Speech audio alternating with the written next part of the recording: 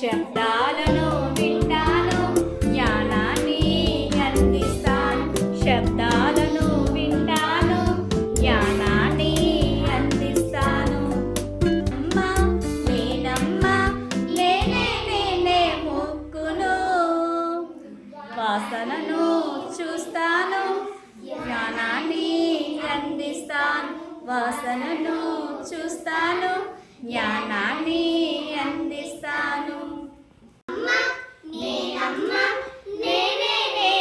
నాలుకను రుచులన్నీ చూస్తాను, జ్ఞానాన్ని